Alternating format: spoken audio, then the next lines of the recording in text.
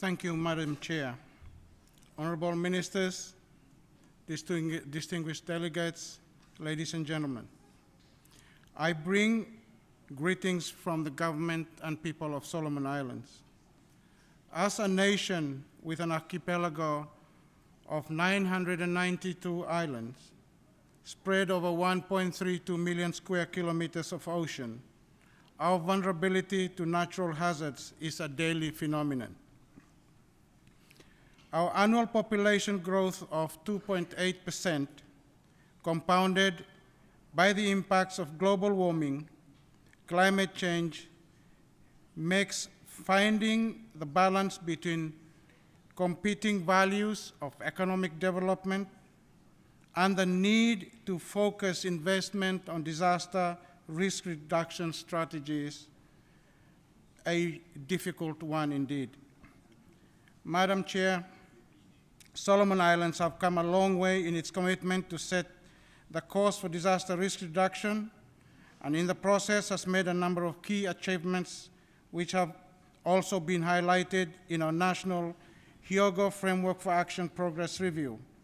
These includes, amongst others, the development of the National Disaster Risk Management Plan 2010, the Provincial Disaster Risk Management Plan outline for managing disasters and risks, including climate change, and Village Disaster Risk Planning Template.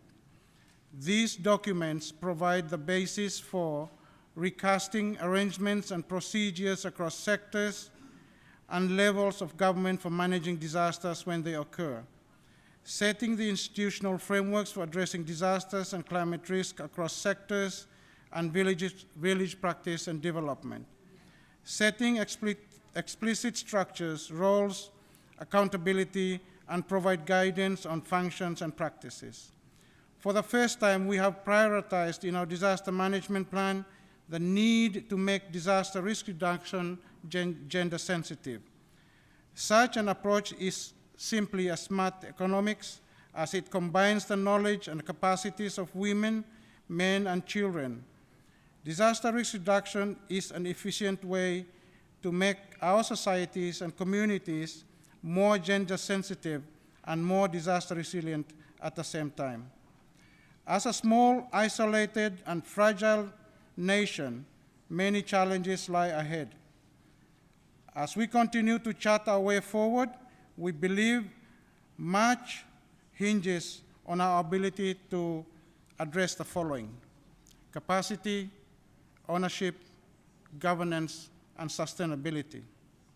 Your Excellencies, in accepting the ever-increasing frequency and intensity of disasters, the Solomon Islands has come a long way in making sure the lessons learned from previous disasters are taken into consideration.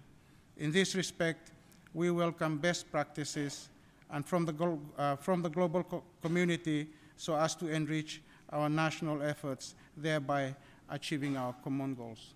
Madam Chair, thank you very much for giving me the opportunity to present this paper on behalf of the Solomon Island government.